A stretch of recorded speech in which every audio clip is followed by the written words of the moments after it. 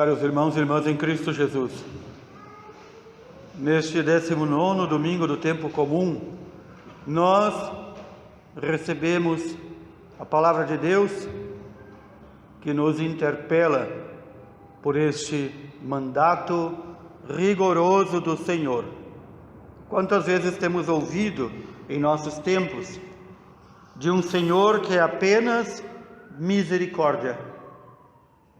Em nossos tempos, apresentar o Senhor como Ele é, que é misericórdia, que é compaixão, mas também que é justo juiz, parece ser um crime. E muitos cristãos, ou que foram pelo menos batizados, se afastam quando pregamos verdadeiramente o Senhor, porque ouviram falsas pregações que apresentam um Jesus fofinho, bonitinho, queridinho, amiguinho, um Jesus com glitter e lantejoulas, um Jesus que não vem e não se importa com o nosso modo de viver e com o nosso testemunho. Infelizmente, a grande maioria daqueles que foram batizados creem nesse falso Jesus. Um Jesus que não há de nos julgar, ou que se há de nos julgar, já não vai precisar julgar porque estamos todos salvos. Todos vão para o céu indiscriminadamente. Da pessoa pior neste mundo até aquela pessoa muito boa aos olhos do homem. E então se vai perdendo a noção do que é a vida eterna, se vai perdendo a noção do que é o objeto da nossa esperança. A carta aos Hebreus, que hoje ouvimos, nos fala sobre o que é isso que nossos patriarcas na fé esperaram. E por que é que eles são modelo de fé? Porque esperaram. O verbo esperar e o substantivo fé têm muito em comum. A fé é a convicção de que aquelas realidades que nós ainda não vemos, mas esperamos, porque cremos naquele que nos prometeu, porque sabemos que Deus é verdadeiro e não promete algo falso. A fé é a convicção nessas realidades que nós ainda não vemos.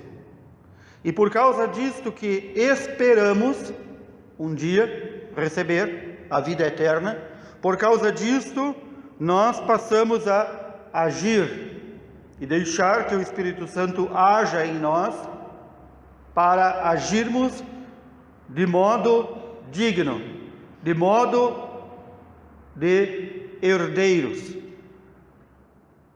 Imaginemos, e não precisamos nem imaginar porque nós vemos isso às vezes no dia a dia, alguém que se sabe herdeiro de uma grande fortuna, mas ele pouco se importa com seus pais, muito menos com o esforço que seus pais tiveram para amealhar aquela fortuna. Ele está apenas esperando que morram os velhos para ele usufruir. E ele trata mal os pais, e ele os abandona, e ele os difama, e ele dilapida o patrimônio dia a dia. O que vai receber quando os pais morrerem? Não é assim também como este insensato e este louco que muitas vezes nós nos comportamos? Nós esperamos pela fé a vida eterna e nós estamos louquinhos neste mundo buscando as coisas terrenas. Nós estamos preocupados com tanta coisa, mas não estamos preocupados em garantir esta herança que nos foi assegurada.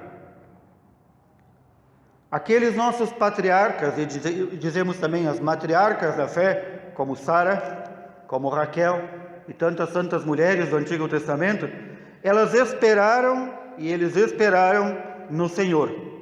Ouviram a promessa.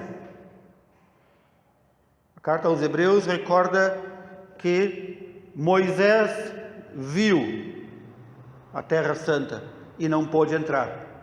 Abraão viu os tempos do Messias e não o conheceu pessoalmente porque morreu, mas morreram na fé, isto é, permaneceram fiéis ao Senhor durante toda a vida, buscando fazer a vontade do Senhor, buscando as coisas do alto. Como eles fizeram isto? Preparando-se diariamente. Por isso ninguém pode dizer: vou deixar para me preparar para Deus e para as coisas do alto quando tiver tempo. Por isso é uma insanidade que alguém cristão diga: hoje não tive tempo nem para rezar, hoje não tive tempo nem de me oferecer a Deus, hoje não tive tempo de fazer as obras que Deus me pede. É uma insanidade e uma loucura quem diz isso. É todos os dias que devemos estar com os rins cingidos e as lâmpadas acesas para esperar a vinda do Senhor. A mesma carta aos Hebreus vai repetir algo que é próprio da pregação dos apóstolos. Admoestai-vos uns aos outros para o dia que se chama hoje. É hoje o dia do meu encontro com o Senhor. Não é daqui a 1 ano, daqui a 10 anos, daqui a 50 ou 90 anos. É hoje o meu dia do Senhor.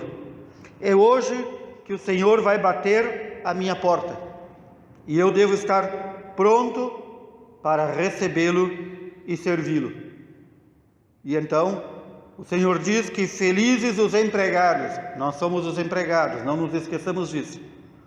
Nós não somos os patrões, nós somos os empregados. Os empregados serão muito felizes quando o Senhor chegar, bater a porta, abrirmos a porta para Ele e Ele ver que estamos a seu serviço. E então diz mais ainda Jesus: mais felizes serão ainda porque o Senhor vai nos servir, se nós estivermos prontos para Ele. Por isso, o Senhor compara tantas vezes este empregado e este patrão. O empregado que está atento às ordens do patrão. O patrão que inverte seu papel e se torna nosso servidor, quando nós servimos o Senhor. E mais ainda, um belo símbolo usado tantas vezes na Sagrada Escritura e na Antiguidade. Este servo que foi encontrado fiel, este empregado que é encontrado fiel pelo Senhor, ele não vai receber pouco, ele vai receber a administração de todos os bens do Senhor. Pedro pergunta: isso que o Senhor diz é para nós ou é para todos? Para quem será? Pergunta que Pedro se faz. Será que a nós também, servidores da primeira fileira, nós, sacerdotes do Senhor, será que essa parábola contada no Evangelho também é para nós? Vejam a pergunta de Pedro. É a pergunta também que muito sacerdote deve se fazer até hoje. Será que o Senhor vai me tratar como o povo que não é sacerdote? Será que vai me tratar do mesmo jeito? E que diz o Senhor? A quem muito foi dado, muito será pedido. A quem muito confiado, muito mais será exigido. Talvez Pedro, sempre instigado a fazer perguntas pelos demais discípulos, talvez Pedro tenha se perguntado e tenha perguntado ao Senhor: será que essa dureza com que o Senhor vai nos tratar é para o povo ou é também para nós que estamos na primeira fila do serviço? Será que a gente não vai ter uma chancezinha a mais? A quem muito foi dado, muito será pedido. A quem muito foi confiado, muito mais será exigido. O Senhor vai dizer também que aquele que é fiel no pouco, é fiel no muito. Aquele que é infiel no pouco, também não poderá ser fiel no muito. Porque aqui entra esta advertência a nós sacerdotes. Muitos sacerdotes escutam esta homilia, este sermão que gravo sempre enquanto estamos aqui, e se perguntam: e nós? O que haveremos de receber? Assim como os discípulos perguntaram ao Senhor: e nós que deixamos casa, família, bens, o que é que nós vamos receber? É uma pergunta legítima, porque o ser humano está sempre desejando algo. Essa pergunta os discípulos fazem: e nós, que deixamos tudo para te seguir, Senhor, o que vamos receber? O Senhor diz que aquele que deixar casa, família, dinheiro, posse, honra, bens, receberá já aqui na terra a recompensa. Já aqui na terra. Alguns dias atrás, dia 4 deste mês, celebramos a memória de São João Maria Vianney, patrono de todos os sacerdotes. Quando se diz patrono, se diz modelo. A Igreja nos quer colocar São João Maria Vianney como modelo possível. Não é modelo para achar bonito, é modelo possível. Ou seja, todos nós sacerdotes, padres e bispos, se formos fiéis ao Senhor, poderemos alcançar o grau de santidade e amor a Deus que São João Maria Vianney alcançou. Porque muito nos foi dado, e portanto muito nos será pedido. Muito nos foi confiado, e muito mais será exigido. É aqui que eu também, não como sacerdote, mas como cristão, como todos vós, devo me perguntar: o que é que eu recebi no meu batismo? O mês de agosto, todo ele é dedicado a contemplarmos, meditarmos e rezarmos sobre as vocações. Primeiro domingo, para recordar a vocação sacerdotal. Mas aqui, antes mesmo de haver sacerdote, é necessário haver uma criatura que foi batizada. A vocação primeira é a vocação de ser filho, filha de Deus. O que é que eu recebi no meu batismo? É a pergunta que todos nós devemos nos fazer. Isto que me foi dado, ser filho de Deus, não é o dom maior de todos? Não é a coisa tão tremenda e tão grande que nós não conseguimos nem contemplar e conhecer tudo aqui na terra? São Paulo vai nos dizer isso. Nós somos filhos de Deus. Nós somos filhos de Deus. Mas somente na vida eterna, somente quando passarmos dessa vida, é que nós vamos compreender realmente o que é ser filho de Deus. Ser co-herdeiro do reino dos céus. É tão grande a nossa vocação de filhos de Deus, que deveria nos fazer viver em temor e tremor. Aqueles que não receberam o batismo, aos pagãos, por exemplo, será cobrado algo. A nós que fomos batizados, grande será o nosso julgamento. Por isso o Senhor diz: aquele servo, aquele empregado, que conhece a vontade do Senhor e não a põe em prática, será chicoteado muitas vezes. Receberá um castigo tremendo. Aquele servo que não conhecia esta vontade, receberá um castigo menor, se for infiel. Estamos falando aqui dos empregados infiéis. A quem muito foi dado, muito será pedido. A quem muito foi confiado, muito será cobrado. É aqui que nós ouvimos a primeira leitura do livro da sabedoria. A noite da libertação que foi predita a nossos pais, foi predita muito tempo antes, quando nossos pais viviam na escravidão. A eles foi anunciada: primeiro vocês serão libertados da escravidão do Egito, Depois os assentarei em uma terra que corre leite e mel, símbolo da vida eterna onde nada nos falta. Mas a grande noite da libertação será quando Deus enviar seu Filho para se encarnar. A grande noite da libertação será quando este Filho, tendo passado pela morte, ressuscitar. E então nos libertará, não apenas da escravidão das coisas do mundo, mas da escravidão do pecado e da morte. Estes pais na fé, estas mães na fé, que esperaram porque sabiam em quem punham a sua confiança, a quem haviam dado crédito, e se conservaram intrépidos na fé. Não foram todos que transpuseram o Mar Vermelho que se salvaram. Não foram todos que foram batizados que se salvaram. Foi, como diz o Senhor, um pequenino rebanho, ou como tantas vezes diz a Sagrada Escritura, um pequeno resto de Israel. Estes são chamados os justos, os santos. A palavra de Deus nos diz aqui na tradução portuguesa, os piedosos. Os piedosos, filhos de Deus, filhos dos bons, os justos. É aqui que nós devemos nos alegrar com o Salmo 32. Ó justos, alegrai-vos no Senhor.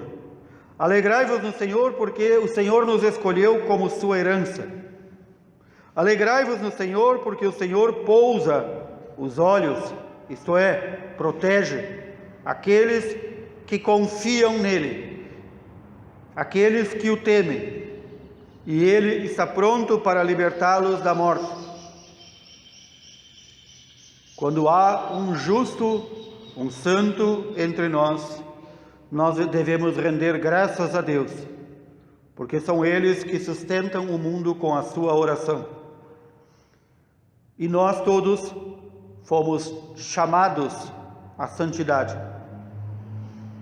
Há poucos dias atrás eu vi um destes perguntadores de internet perguntando a um desses respondedores de internet, porque a moda agora é pessoas fazerem perguntas e outros responderem. Ele dizia: mas esta vocação à santidade é um convite do Senhor?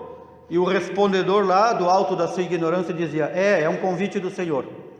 Não é um convite do Senhor, é uma obrigação para nós que fomos batizados. O Senhor diz: sede, verbo no imperativo, verbo ser, sede santos, como meu Pai é santo. Ele não diz: queiram talvez ser santos, busquem a santidade, sede santos. Santo é sinal, é símbolo de justo. Santo também é o bem-aventurado, que tantas vezes o Senhor utiliza o termo feliz.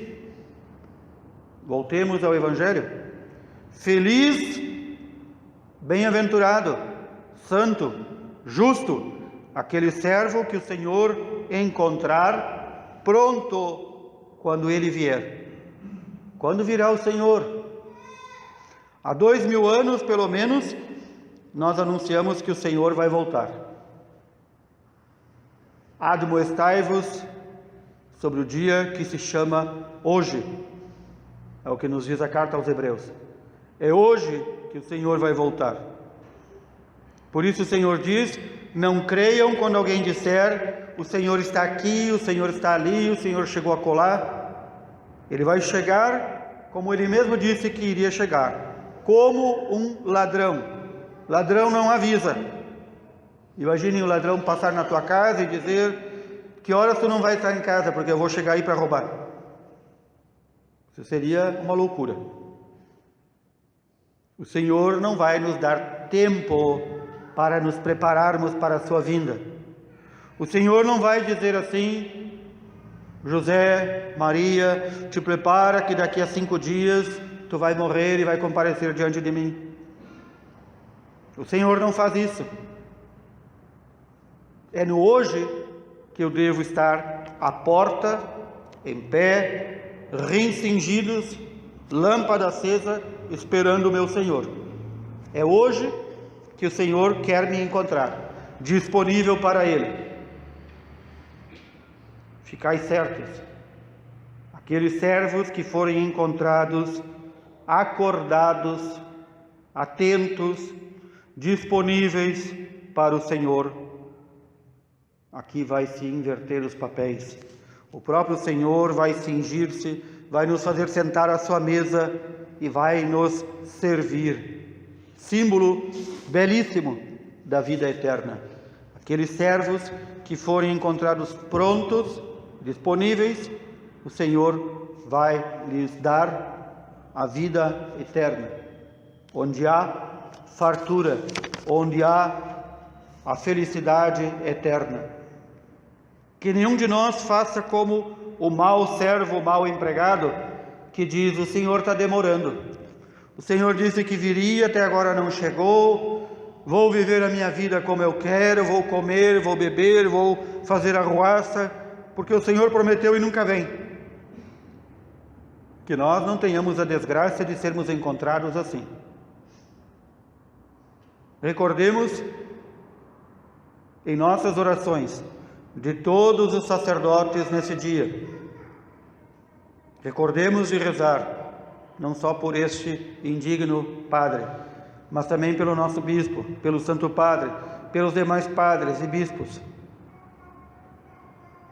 Que nós, sacerdotes, precisamos, como todo cristão, diariamente da graça da conversão, para sermos mais fiéis ao Senhor. Sobre nós pesa esta grande advertência do Senhor: a quem muito foi dado, muito será pedido; a quem muito foi confiado, muito mais será exigido. Não esqueçamos que todos nós, como cristãos, esta advertência do Senhor paira sobre nós. A nós foi dado o maior dom possível, o de sermos chamados e termos sido tornados filhos de Deus. Que o Senhor nos sustente na nossa fidelidade a Ele, no serviço a Deus e aos irmãos. Louvado seja nosso Senhor Jesus Cristo.